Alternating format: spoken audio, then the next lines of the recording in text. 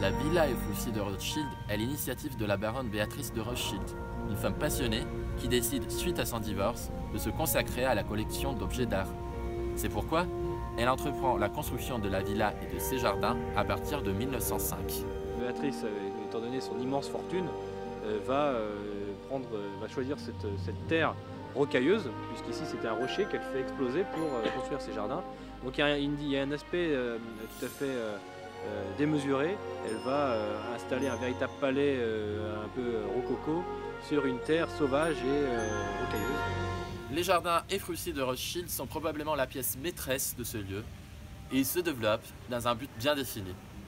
Fascinée par la presqu'île de Cap Ferrat, Béatrice conçoit ses jardins comme le pont d'un navire, où il est possible, en se penchant des deux côtés, d'entrevoir la mer.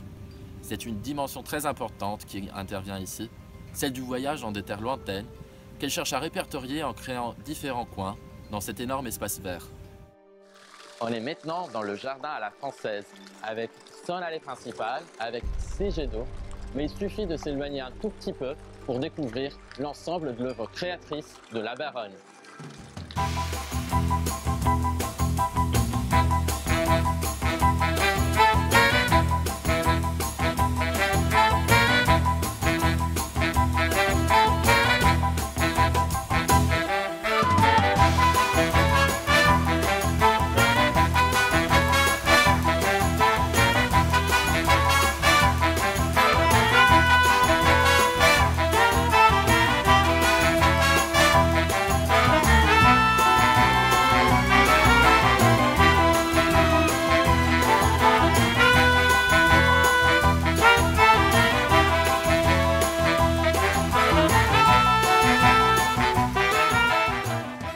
Alors comme vous pouvez le voir lorsque vous vous promenez dans ce lieu, Béatrice de Rothschild voulait faire un lieu de rêve, un lieu où les plaisirs de la vie, tels qu'on les concevait au XVIIIe siècle, pouvaient se répandre, s'exprimer.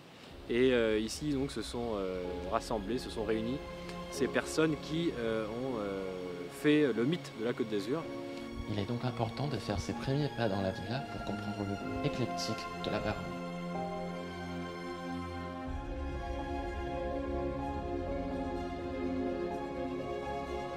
Nous sommes maintenant dans le patio, un lieu magnifique directement inspiré de la Renaissance italienne, où Béatrice accueillait ses invités.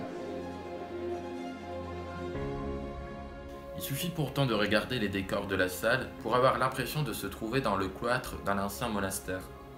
En découvrant le grand salon quelques mètres après, on peut au contraire apprécier un mobilier en style Louis XVI. Toute la villa, à partir de la façade, joue donc sur ce dialogue de différents courants artistiques, en alternant par exemple le gothique au rococo. Un projet exigeant pour lequel la baronne s'engage en première ligne. La baronne de Rothschild mène à terme un projet ambitieux qui ne cessera de vivre même après sa mort en 1934. Transformé en musée par l'Académie des Beaux-Arts et géré à partir de 1991 par la Société Culture et Espace, la villa continue d'exercer son charme